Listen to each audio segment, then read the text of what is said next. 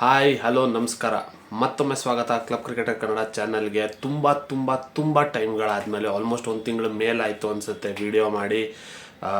ಯಾಕಂದ್ರೆ ಅಂಥ ಯಾವುದು ಇಂಪಾರ್ಟೆಂಟ್ ಸೀರೀಸ್ ಇರಲಿಲ್ಲ. ಇಂಗ್ಲೆಂಡ್ ಸೀರೀಸ್ ಆದಮೇಲೆ ಅಂಥದ್ದು ಯಾವುದು ಮಾತಾಡೋವಂಥ ಸೀರೀಸ್ ಇರಲಿಲ್ಲ. 3 ಮ್ಯಾಚ್ ಇತ್ತು ಮಧ್ಯ ಜಿಂಬಾಬ್ವೆ ಮೇಲೆ, ಬಟ್ ಅಂಥ ಏನು ವಿಡಿಯೋ ಮಾಡಿ ಅದ್ರ ಬಗ್ಗೆ ವಿಮರ್ಶೆ ಮಾಡುವಂಥ ಸೀರೀಸ್ ಏನು ಇರಲಿಲ್ಲ. ಹಾಗಾಗಿ ಯಾವುದು ವಿಡಿಯೋ ಮಾಡೋಕ್ಕೆ ಹೋಗಿರಲಿಲ್ಲ. ಬಟ್ ಇವಾಗ ಸ್ಟಾರ್ಟ್ ಆಗ್ತಾ ಇರುವಂಥ series Sri Lanka versus India. 2 test ಮ್ಯಾಚ್ಗಳು ವರ್ಲ್ಡ್ ಟೆಸ್ಟ್ ಚಾಂಪಿಯನ್ಶಿಪ್ ಸೈಕಲ್ನ ಒಂಥರ ಹೇಳ್ತೀವಿ ಮೋಸ್ಟ್ ಇಂಪಾರ್ಟೆಂಟ್ ಫೇಸಲ್ಲಿ ಇದ್ದೀವಿ. ಇಂಡಿಯಾ ಆಲ್ರೆಡಿ 5th-ಅಲ್ಲೋ 6th-ಅಲ್ಲೋ ಇದ್ದಾರೆ ಪರ್ಸೆಂಟೇಜ್ ವೈಸ್ ಟೇಬಲಲ್ಲಿ. ನೀವು ನೋಡಿದ್ರೆ ಆಸ್ಟ್ರೇಲಿಯಾ ಟಾಪಲ್ಲಿದ್ದಾರೆ. ಬಾಂಗ್ಲಾದೇಶ್ ಮೇಲೆ ಫಸ್ಟ್ 2 ಡೇಸ್ ಟೆಸ್ಟ್ ಮ್ಯಾಚಸಲ್ಲಿ ಅವರು ಸ್ಟ್ರಗಲ್ ಮಾಡ್ತಾ ಇದ್ದಾರೆ. ಸೊ ಆಸ್ಟ್ರೇಲಿಯಾ ಸೋತು ಇಂಡಿಯಾ ಇನ್ನೆಲ್ಲನೂ ಗೆಲ್ಲಬೇಕು ಅನಿಸುತ್ತೆ ನನ್ನ ಪ್ರಕಾರ. ಯಾಕಂದರೆ ಇಲ್ಲಿಂದ ಏನಾದರೂ ಎಡವಿದ್ರೆ ಒಂದು ಮ್ಯಾಚ್ ಡ್ರಾ ಆಗೋದು ಅಥವಾ ಸೋಲೋದು ಆ ಥರ ಏನಾದ್ರು ಆದರೆ ಅವರು ವರ್ಲ್ಡ್ ಟೆಸ್ಟ್ ಚಾಂಪಿಯನ್ಶಿಪ್ ಫೈನಲ್ ಪ್ಲೇಸ್ಗೆ ಏನು ಕ್ವಾಲಿಫೈ ಆಗೋಕ್ಕೆ ಏನು ಚಾನ್ಸ್ ಇರುತ್ತೆ ಅದು ಕಳ್ಕೊತಾರೆ ಅಂತ ನನಗನ್ನಿಸ್ತಾ ಇದೆ. ಸೊ ಇವತ್ತು ಮೋಸ್ಟ್ ಇಂಪಾರ್ಟೆಂಟ್ ಸೀರೀಸ್ ಬಗ್ಗೆ ಮಾತಾಡೋಕ್ಕಂತಲೇ ವೀಡಿಯೋ ಮಾಡ್ತಾ ಇದ್ದೀನಿ. ಅದೇ ನಾನು ಹೇಳ್ದಂಗೆ ತುಂಬ ಟೈಮ್ ಆಯಿತು. ಒಂದು ತಿಂಗಳಿಂದ ಯಾವುದೋ ಅಂತ ಇಂಪಾರ್ಟೆಂಟ್ ಸೀರೀಸ್ ಇರಲಿಲ್ಲ. ಇಂಡಿಪೆಂಡೆನ್ಸ್ ಡೇ ದಿನ ಸ್ಟಾರ್ಟ್ ಆಗ್ತಾ ಇದೆ. ಗಾಲಲ್ಲಿ ಶ್ರೀಲಂಕಾ ವರ್ಸಸ್ ಇಂಡಿಯಾ. ನೀವು ಪ್ರಾಕ್ಟೀಸ್ ಮ್ಯಾಚಲ್ಲಿ ನೋಡಿದರೆ ಅದ್ಭುತವಾಗಿ ಆಡಿದ್ರು ಇಂಡಿಯಾದವರು. ಪ್ರಾಕ್ಟೀಸ್ ಟೀಮಲ್ಲಿ ಏನಿದ್ರು ಶ್ರೀಲಂಕನ್ ಟೀಮು, ಅದರಲ್ಲಿ almost half the team main Sri Lankan ಟೀಮಲ್ಲೂ ಇದ್ದಾರೆ. ಸ್ಕ್ವಾಡ್ಸ್ನ ನೋಡ್ತಾ ಹೋಗೋಣ ಯಾರ್ಯಾರಿದ್ದಾರೆ, ಏನೇನು ಕಂಡೀಷನ್ಸ್ ಇರ್ಬೋದು ಇಂಡಿಯಾಗೆ, ಏನೇನು ಚಾಲೆಂಜಸ್ ಇರ್ಬೋದು ಅನ್ನೋದನ್ನು ಮಾತಾಡೋಣ. ಬಟ್ ಏನು ಹೇಳ್ತೀವಿ, ಒಂಥರ ಪ್ರಾಕ್ಟೀಸ್ ಗೇಮ್ ನೀವು ನೋಡ್ತಾ ಹೋದರೆ ಒಳ್ಳೆ ಪ್ರಾಕ್ಟೀಸ್. ಇಂಡಿಯಾಗೆ ಒಳ್ಳೆ ಆಲ್ರೌಂಡ್ ಬ್ಯಾಟಿಂಗ್ ಆಗಿರ್ಬೋದು, ಬೌಲಿಂಗ್ ಆಗಿರ್ಬೋದು, ಎಲ್ಲ ಫೀಲ್ಡಲ್ಲೂ ಎಲ್ಲ ಡಿಪಾರ್ಟ್ಮೆಂಟ್ಸಲ್ಲೂ ಚೆನ್ನಾಗಿ ಮಾಡಿದಂಥದ್ದು 3 ದಿನದ ಪ್ರಾಕ್ಟೀಸ್ ಮ್ಯಾಚಲ್ಲಿ. ಲಾಸ್ಟಲ್ಲಿ ಮೊಹಮ್ಮದ್ ಸಿರಾಜ್ ಫಿನಿಷ್ ಮಾಡಿದಂಥ ರೀತಿ ಏನಿದೆ ಅದು ಕ್ರೇಜಿಯಾಗಿತ್ತು, ಸೂಪರಾಗಿತ್ತು. ಬಟ್ ಅದು ವಾರ್ಮಪ್ ಗೇಮ್, ಅಂಥ ಚಾಲೆಂಜ್ ಇರಲ್ಲ.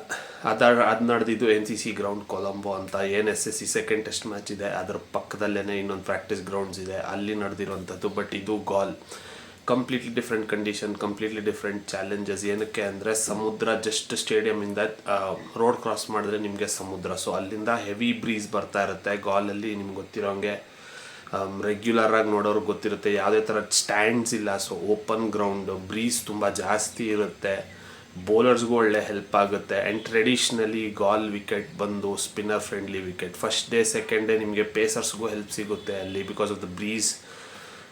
ಯಾವ ಥರ ವಿಕೆಟ್ ಪ್ರಿಪೇರ್ ಮಾಡ್ತಾರೆ ಅನ್ನೋದು ಗೊತ್ತಿಲ್ಲ. ಬಟ್ ಶ್ರೀಲಂಕಾ ಅವ್ರ ಹೋಮ್ ಕಂಡೀಷನ್ಸಲ್ಲಿ ಒಂಥರ ಏನು ಹೇಳ್ತೀವಿ ಹಳೆ ಆಸ್ಟ್ರೇಲಿಯಾ ಇದ್ದಂಗೆ ಅಷ್ಟು ಡಾಮಿನೆಂಟ್ ಟೀಮ್. ಯಾರೇ ಬರಲಿ ಏನೇ ಇರಲಿ ಸ್ಪಿನ್, ಟ್ರಯಲ್ ಬೈ ಸ್ಪಿನ್ ಅಂತ ಏನು ಹೇಳ್ತೀವಿ ಅದನ್ನೇ ಅದೇ ಕೊಡ್ತಾರೆ ಪಕ್ಕ. ನಂಗೆ ಯಾಕಂದರೆ ಇಂಡಿಯಾ ನೀವು ರೀಸೆಂಟ್ ಟ್ರ್ಯಾಕ್ ರೆಕಾರ್ಡ್ ನೋಡಿದ್ರೆ ಹೋಮಲ್ಲೇ ಸ್ಪಿನ್ಗೆ ಕೋಪಪ್ ಮಾಡೋಕ್ಕಾಗಿಲ್ಲ, ಸೋತಿದ್ದೀವಿ ಬೇಜಾನ್ ಟೆಸ್ಟ್ ಮ್ಯಾಚಸ್ಸು. ಸೊ ಅದೇ ಕಂಡೀಷನ್ಸ್ನೇ ನಾವು ಎಕ್ಸ್ಪೆಕ್ಟ್ ಮಾಡ್ಬೋದು. ಅನ್ಲೆಸ್ ಏನಾದರೂ ಮಳೆ ಬಂದು ವಿಕೆಟ್ ಫುಲ್ ಪ್ರಿಪೇರ್ ಆಗಿಲ್ಲ ಅಥವಾ ಸ್ವಲ್ಪ ಡ್ಯಾಂಪ್ ಇದೆ ಅಂತ ಆದರೆ ಫಾಸ್ಟ್ ಬೌಲರ್ಸಿಗೆ ಹೆಲ್ಪ್ ಆಗುತ್ತೆ. ಬಟ್ ಜನರಲಿ ನೀವು ಗಾಲಲ್ಲಿ ನೋಡಿದ್ರೆ ಸ್ಪಿನ್ನರ್ಸಿಗೆ ಒಳ್ಳೆ ಹೆಲ್ಪ್ ಆಗುವಂಥ ಕಂಡೀಷನ್ಸು ಅಲ್ಲಿ ಸಿಗುತ್ತೆ. ಸೊ ಡಬಲ್ ಚಾಲೆಂಜ್ ಇದೆ ಇಂಡಿಯಾಗೆ. ಯಾರ್ಯಾರು ಹೆಂಗೆ ಆಡ್ಬೋದು ಟೀಮ್ಸ್ನ ನೋಡ್ತಾ ಹೋಗೋಣ. ಮೊದಲನೇದಾಗಿ ನಮ್ಮ ಭಾರತ ತಂಡದಲ್ಲಿ ಯಾರ್ಯಾರು ಇದ್ದಾರೆ ಅಂತ ನೀವು ನೋಡೋಕ್ಕೆ ಹೋದರೆ, ಶುಭ್ಮನ್ ಗಿಲ್ ಕ್ಯಾಪ್ಟನ್ನು, ರಿಷಬ್ ಪಂತ್ನೇ ಆಡಿಸ್ತಾರೆ ಅನಿಸುತ್ತೆ ಮೋಸ್ಟ್ಲಿ. ವಿಕೆಟ್ ಕೀಪರ್ ಆಗಿನೂ ಅವ್ರನ್ನೇ ಮುಂದುವರಿಸ್ಬೋದು. ಧ್ರುವ್ ಜೋರಲ್ಲಿ ಇದ್ದಾರೆ ಟೀಮಲ್ಲಿ. ಬಟ್ ರಿಷಬ್ ಪಂತ್ ನನ್ನ ಪ್ರಕಾರ ವಿಕೆಟ್ ಕೀಪರ್ ಬ್ಯಾಟ್ಸ್ಮನ್ ಆಗಿರ್ತಾರೆ. ಯಶಸ್ವಿ ಜೈಸ್ವಾಲ್ ಓಪನಿಂಗು ರಾಹುಲ್ ಜೊತೆ. ದೇವದತ್ ಪಡಿಕ್ಕಲ್ಗೆ ಒಳ್ಳೆ ಅವಕಾಶ ಸಿಗೋ ಚಾನ್ಸ್ ಇದೆ. ಏನಕ್ಕೆ ಅಂದರೆ ಪ್ರಾಕ್ಟೀಸ್ ಮ್ಯಾಚಲ್ಲೂ 100 ಹೊಡೆದ್ರು. ಅದೇ ಸರಿಯಾದ ಟೈಮ್ಗೆ ಸಾಯಿ ಸುದರ್ಶನ್ ಕೂಡ ಇಂಜುರಿ ಆಗಿ ಟೀಮಿಂದ ಆಚೆ ಉಳಿದಿದ್ದಾರೆ. ಸೊ ನಂಬರ್ 3 ಸ್ಲಾಟಿಗೆ ಅವ್ರಿಗೆ ಯಾವುದೂ ಕಾಂಪಿಟೇಷನ್ ಇಲ್ಲ. ಆ್ಯಂಡ್ ಅವ್ರು ಪರ್ಫಾರ್ಮ್ ಮಾಡಿರೋ ರೀತಿ ಪ್ರಾಕ್ಟೀಸ್ ಮ್ಯಾಚ್ ಆಗಿರ್ಬೋದು, ಹೋದೊಂದು 2 ಸೀಸನಿಂದ ಡೊಮೆಸ್ಟಿಕ್ ಸೀಸನ್ ಆಗಿರ್ಬೋದು, IPL ಆಗಿರ್ಬೋದು. ಅಫ್ಕೋರ್ಸ್ 2020 ಸ್ಟ್ಯಾಟ್ಸ್ ಇಲ್ಲಿ ತೊಗೊಳಕ್ಕಾಗಲ್ಲ.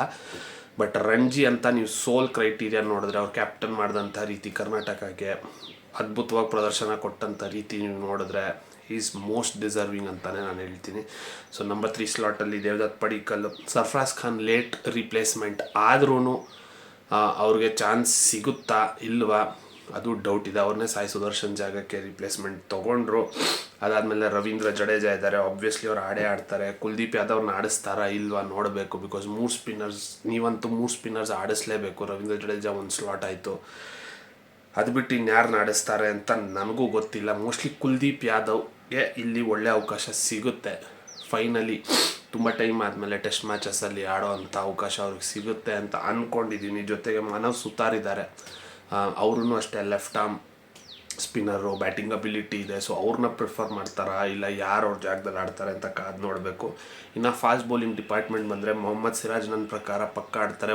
ಒನ್ ಪೇಸರ್ ಆಡಿಸ್ಬೋದು, 1 ಪೇಸರ್ ಆ್ಯಂಡ್ 3 ಸ್ಪಿನ್ನರ್ಸ್ ನನ್ನ ಪ್ರಕಾರ ಅದು ಐಡಿಯಲ್ ಕಾಂಬಿನೇಷನ್ ಆ ಗ್ರೌಂಡ್ಗೆ. ಬಟ್ ಇವರೇನಾದರೂ 2 ಪೇಸರ್ಸ್ ಆಡಿಸ್ತೀವಿ ಅಂತಾದರೆ ಮೊಹಮ್ಮದ್ ಸಿರಾಜ್ ಅಂತೂ ಫಿಕ್ಸು. ಅದು ಬಿಟ್ಟು ಪ್ರಸಿದ್ಧ ಕೃಷ್ಣ ಆಗಿರ್ಬೋದು, ಜೊತೆಲಿ ಅಕಿಬ್ ನಬಿ ಇದ್ದಾರೆ, ರುಜೂರಲ್ಲಿ ಹೇಳ್ದಂಗೆ ಅವರಿದ್ದಾರೆ, ಗುರ್ನೂರ್ ಬ್ರಾರ್ ಇನ್ನೊಂದು ಟಾಲ್ ಒಳ್ಳೆ ಫಾಸ್ಟ್ ಬೌಲರ್, ಒಳ್ಳೆ ಫೈಂಡ್, ಇಂಡಿಯಾಗೆ ಈಸಿಯಾಗಿ 140+ ಹಾಕುವಂಥ ಬೌಲರು.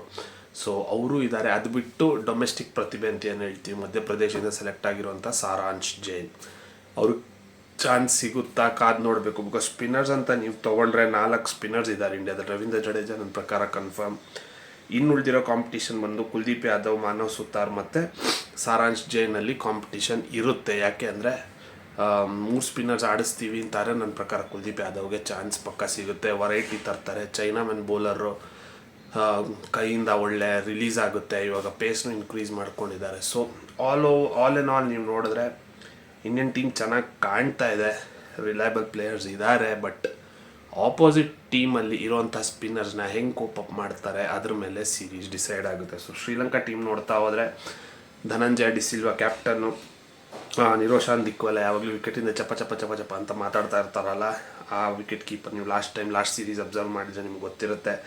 ನಿಶಾನ್ ಮಧುಷ್ಕಾ ಆಗಿರ್ಬೋದು, ಅವ್ರು ಮೊನ್ನೆ ಪ್ರಾಕ್ಟೀಸ್ ಮ್ಯಾಚಲ್ಲಿದ್ದರು. Wicket keeper ಲಹಿರು Udara, Dinesh Chandimal, one of the legend Sri Lankan ಕ್ರಿಕೆಟಲ್ಲಿ. ಕಮಿಂದು ಮೆಂಡಿಸ್ ಅದ್ಭುತವಾಗಿ 50+ ಆವ್ರೇಜ್ ಇರುವಂಥ ಬ್ಯಾಟ್ಸ್ಮನ್, ಆಲ್ರೌಂಡರು. ಪಸಿಂದು ಸೂರ್ಯ ಭಂಡಾರ ಅವರು ಅಷ್ಟೇ ಮೊನ್ನೆ ಮ್ಯಾಚಲ್ಲಿ ವಾರ್ಮಪ್ ಮ್ಯಾಚಲ್ಲಿ ಅವರು ಇದ್ದರು batsman. Ramesh Mendis off spinner. Prabath Jayasuriya, ಈ ಹೆಸರನ್ನ ನಾನು ಏನಕ್ಕೆ ಸ್ಟ್ರೆಸ್ ಮಾಡಿದೆ ಅಂದರೆ ಗಾಲಲ್ಲಿ ಅತಿ ಹೆಚ್ಚು ವಿಕೆಟ್ಸ್ ರೀಸೆಂಟ್ ಟೈಮ್ಸಲ್ಲಿ ಪಡ್ಕೊಂಡಿರೋವಂಥದ್ದು ಪ್ರಭಾತ್ ಜಯಸೂರ್ಯ. ಅವ್ರನ್ನ ಅಲ್ಲಿ ಆಡುವಂಥ ಬ್ಯಾಟ್ಸ್ಮನ್ನೇ ಏನು ಹೇಳ್ತೀವಿ, ತುಂಬ ಕಷ್ಟಪಟ್ಟು ಆಡುವಂಥ ಬ್ಯಾಟ್ಸ್ಮನ್. ಆ ಥರ ಬೌಲಿಂಗ್ ಮಾಡ್ತಾರೆ. ಯಾರಿಗೂ ಅವ್ರ ವಿರುದ್ಧ ಆನ್ಸರ್ ಸಿಕ್ಕಿಲ್ಲ ಇದುವರೆಗೂ, ಗಾಲಲ್ಲಾಗಿರ್ಬೋದು ಅವ್ರು ಇವನ್ ಜನರಲಿ ಇನ್ ಶ್ರೀಲಂಕಾ. ಇಂಡಿಯಾ ಏನಾದರೂ ಟಾಸ್ ಗೆದ್ದು ಫಸ್ಟ್ ಬ್ಯಾಟಿಂಗ್ ಮಾಡಿದ್ರೆ ಸ್ವಲ್ಪ ಅಡ್ವಾಂಟೇಜ್ ಇರುತ್ತೆ. ಬಟ್ ಏನಾದರೂ ಟಾಸ್ ಸೋತು ಸೆಕೆಂಡ್ ಇನ್ನಿಂಗ್ಸು, 4th ಇನ್ನಿಂಗ್ಸ್ ಆಡ್ತೀವಿ ಅಂದರೆ ಪ್ರಭಾತ್ ಜಯಸೂರ್ಯದು ಕೇಪಬಿಲಿಟೀಸ್ ಇನ್ನಷ್ಟು ಹೆಚ್ಚಾಗುತ್ತೆ, ಇನ್ನಷ್ಟು ಡಿಫಿಕಲ್ಟ್ ಆಗುತ್ತೆ ಇಂಡಿಯಾಗೆ ಆಡೋದಕ್ಕೆ.